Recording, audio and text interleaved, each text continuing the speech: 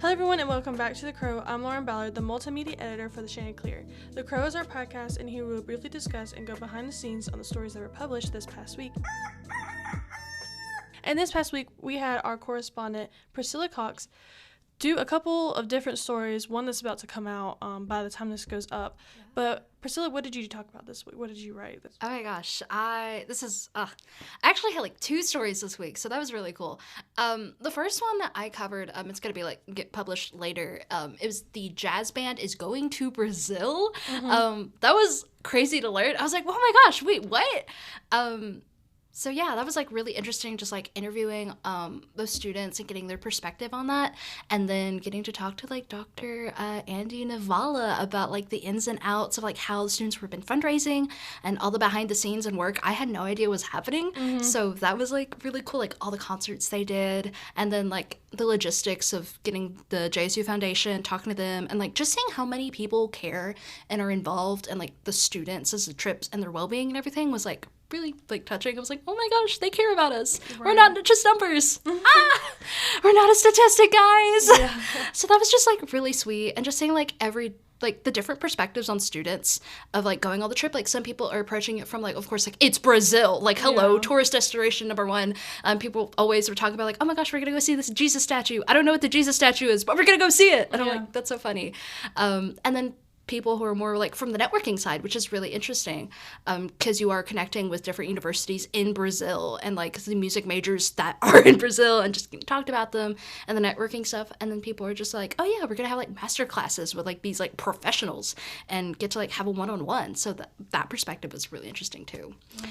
And then for my second story, I covered the Muslim Student Association because they were hosting an Iftar dinner, which Iftar is basically is the evening meal Muslims will take to break their fast during Ramadan.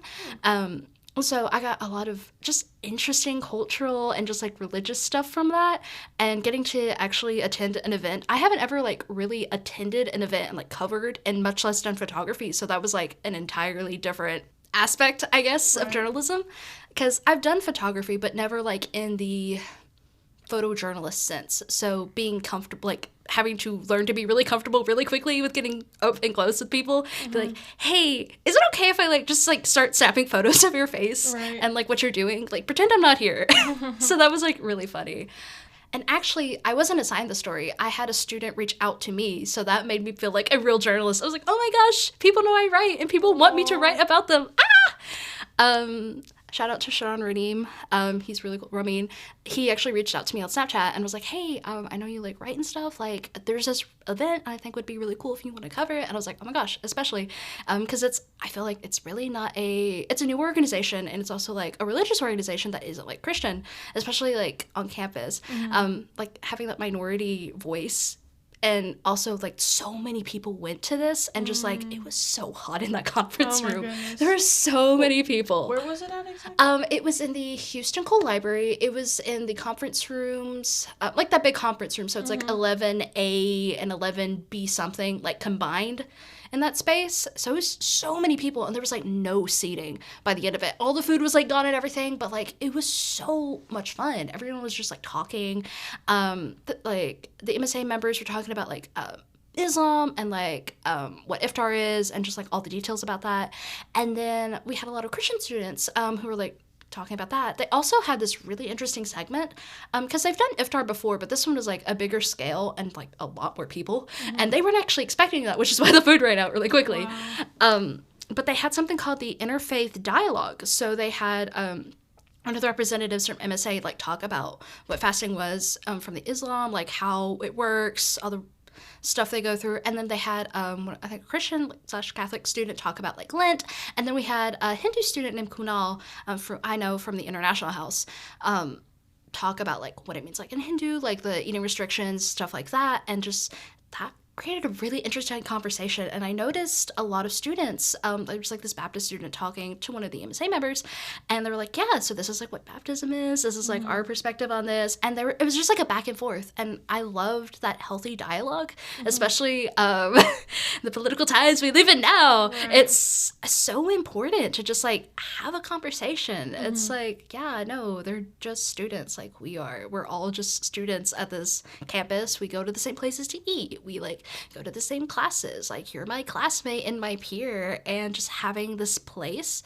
and these places to have healthy back and forth dialogue is incredible, and being able to just like listen in and just like report on that was like really cool.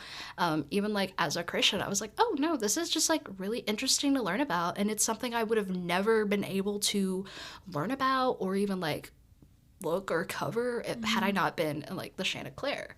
So yeah, and it was another, it did cause me a little bit of stress because I had that assignment plus the one I originally was like actually scheduled to do, and I was like, oh my gosh, what am I gonna do for interviews? So that was the whole thing. Like, interviewing people at the event was like insane, because I was like, I have to get to like a quiet place. There's so many people. Where can I interview these people? But yeah. Well, I'm glad it was such a great story. I love these, especially I like this photo a lot. Oh, yeah. For those who are not, well, we don't do it, watch it. We don't, so, excuse me. For the viewers at home. For the viewers who are listening, because we don't do a video. If you go to her story, Muslim Student Association hosts Iftar dinner on Wednesday. The third photo is really a great photo. Yeah. It's really awesome. And you have your hands in a lot of different activities here on Girl. campus. Genuinely. If you don't know who Priscilla is, she's... You will. You will. You probably have, and you just didn't realize it. Yeah. So I remember I was kind of shocked to see you in the workshop. I didn't expect you to pick up on and want to do that. How's your experience been so far? I mean, you've covered a lot, I think. Pretty good bit. And you're doing a lot. Not just for the Chanticleer, but for your other endeavors. So, girl, yeah, what am I not doing, honestly?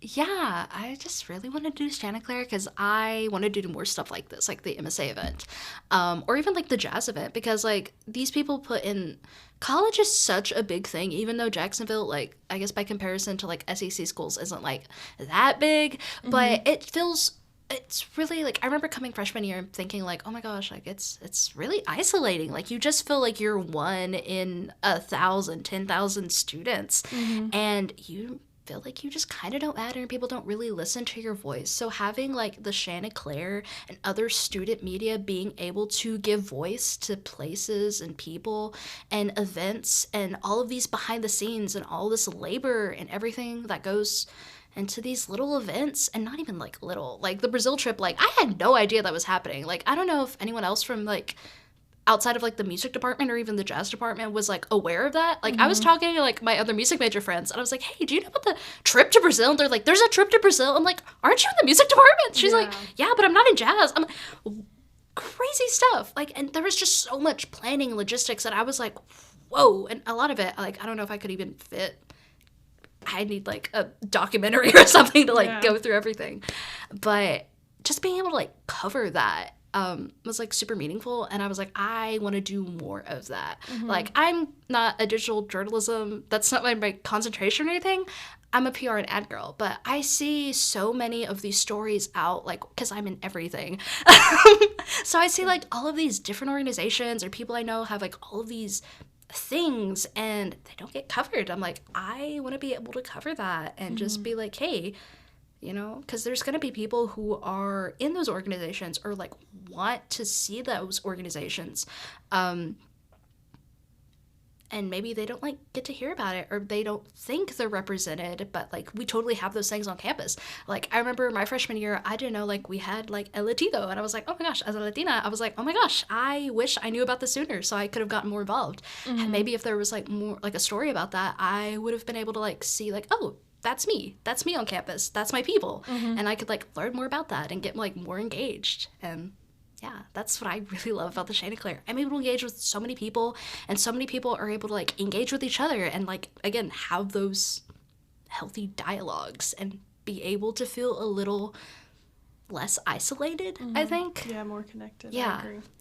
It is really great, and there's so much happening on campus all the time. Yes. And you don't know, you can't make it to everything. I'm shocked, like our SGA officers, I don't know, they make it to like so many stuff. I'm like, how? I see you like Bethany everywhere. Dean Stutes is like, yeah, and I don't know how she does it. Miller. Oh my God, Miller. Oh, all of them. I'm just like, And Trey. Lord, just the entire SGA. And Miss, Do y'all Scott, sleep? I have questions. So many. But on the topic of other events, you have another event that you're going to be covering, right? Or yes, the staff council meeting, elections. I have to ask questions. I don't know like as much about it, but I actually know quite a bit of the people. I think with me, when I cover like student events, I'm a little more comfortable because like they're my peers. But when I have to go talk to adults, I'm like, what do I do? But I'm getting a lot more comfortable with that, especially with Chanticleer and just like what I do with the dining hall. I'm had to be like, put my big girl britches on and be like, all right, I'm in charge. You're going to answer my question. You know, but in a nice way. Yeah. Not like, but I get to like talk to them and just like, again, I've never heard about that. I would have never heard about that had I not been in Chanticleer. I'm like, we have a what now? What do they do? That's for me to find out. Cool. Great. Yeah. But yeah. Very interesting stuff. And then you have a really nice outfit on today. Thank you. It's I don't know if we're not doing this on camera. I don't know. If people listen to this and then go to the promo, you'll see a clip, like a 35-second clip of what Priscilla is wearing. Okay. So for those who haven't watched the clip, I'm wearing a bright pink monkey onesie.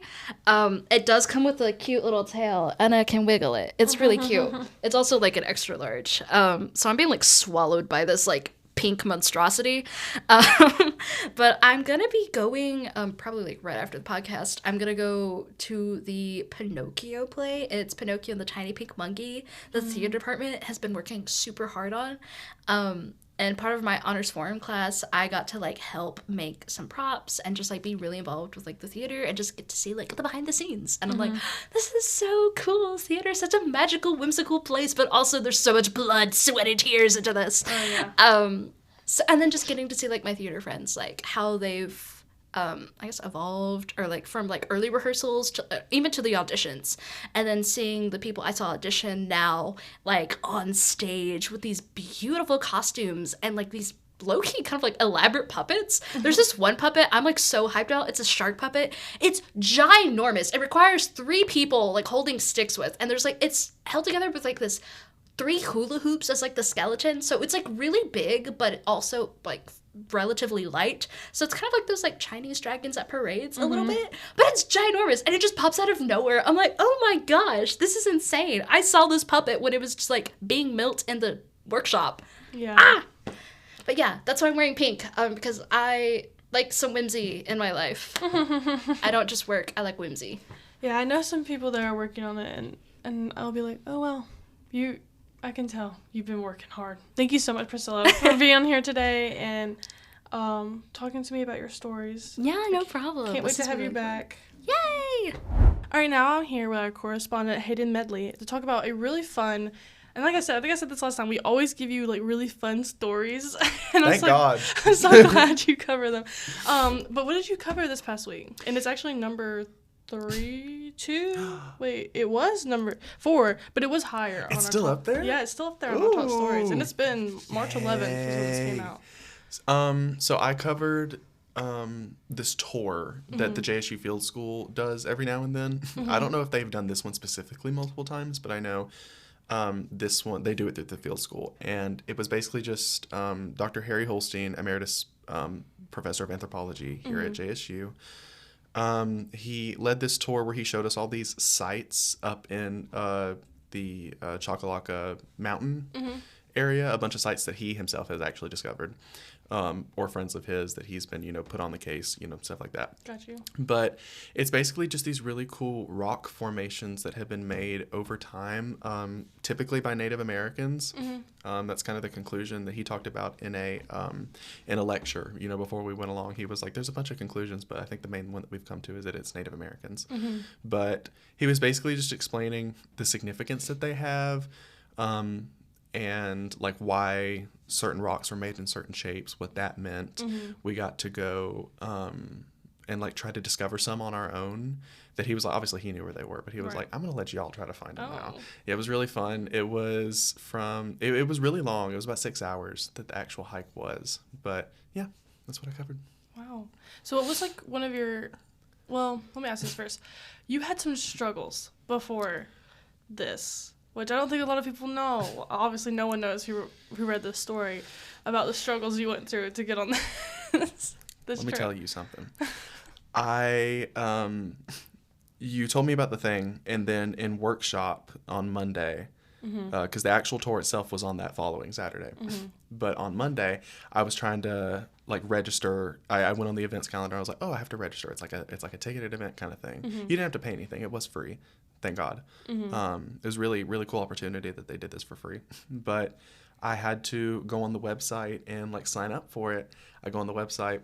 It's full because it's like a super tiny tour. And so I'm like, oh, okay. How many people? It was about 9 or 10. Okay. It was a really small group of people. Most of them were elderly or just like really big like hiking fanatics. One of them actually used to be Dr. Holstein's student, which was really, really cool. He brought his like, God, he couldn't have been more than like 11, 12-year-old son with him. So that was really sweet. But yeah, I tried to register for the hike and there were no open spots. So I emailed the field school and I emailed because they had like a link. It's like you can fill out this form to be put on a wait list, or you can email this person. And I basically just begged. I was like, hey, so I'm a student journalist. I have been put on the case to come cover this hike, and I would love to get the field school's name out there. I care a lot about the field school, so I also just would love to go on this hike. And he was basically like, it is still full right now, but students get top priority to be put in, because I do believe I was the only like current student on the actual hike, but they were like, students get priority, and so I waited, and I think it was actually either the next day or the day after that they were like, hey, there's a spot open. You can come on the hike now. And I was like, oh, thank God. And so I got to go. Yeah, I remember getting the text, and you're like, I'm in. I think that's literally what I texted you. Something like that, and I was like, oh my gosh, because I really wanted you to go, because that was a really cute day in the life video that you also did. It was like a whole like event we had for this story. I love it. And then the podcast, so like everything. But what was like one of your favorite things about the... Ooh. That was a lot to pick Honestly, just the hike itself. I love hiking. It's one of my favorite pastimes, but I don't get to do it a lot because I'm really busy. And so to not only go hiking, but also to go on a hike that will benefit me, in a story, doing the thing that I love. Love journalism. It's great. It was just a really cool experience. I'm a big history buff as well. And so just hearing Dr. Holstein and his long developed knowledge, because he started working here about 50 years ago. Oh my gosh. Yeah, right. And he's been leading tours like this ever since then. And just to hear him talk about all this really cool like historic information and the historic value of all these things, it was just really, really, really cool. I think that was probably my favorite part. Oh, I'm glad, and I'm so thankful you got to go. I can't wait to see. I think what story you have coming up next. I don't know if it's... What did I send it to you? I can't remember what it was. The Friends of the Union. Friends of the Union. Yes.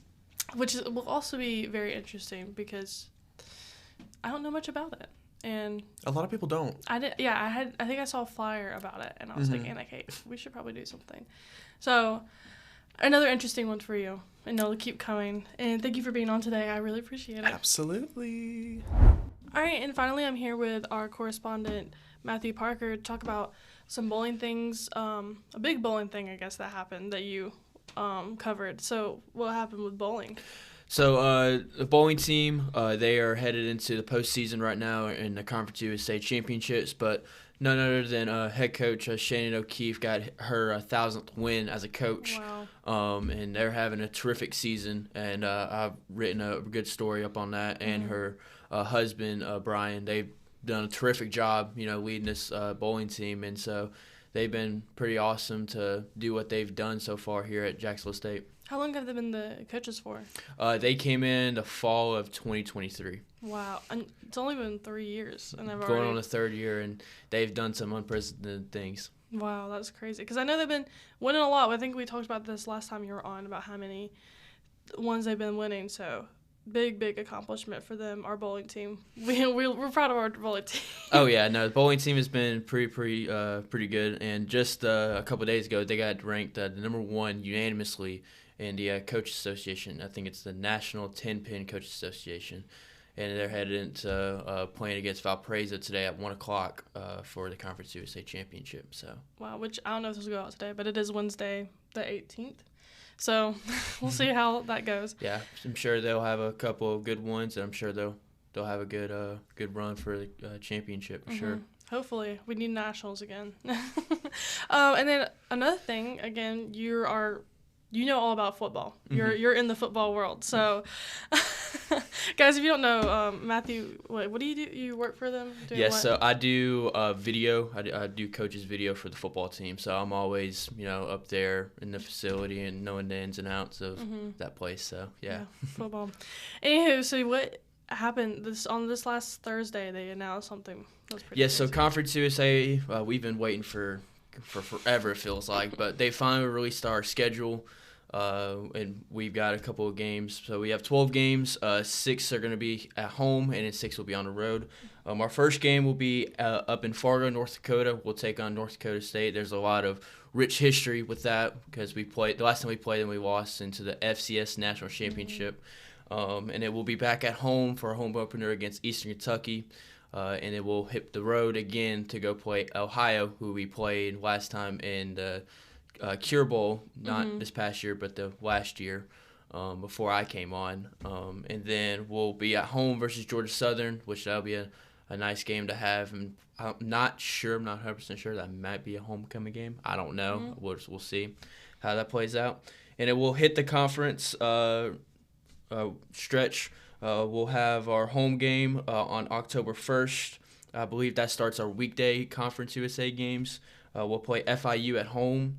And then that following week, we'll play Kennesaw State at their place October 7th.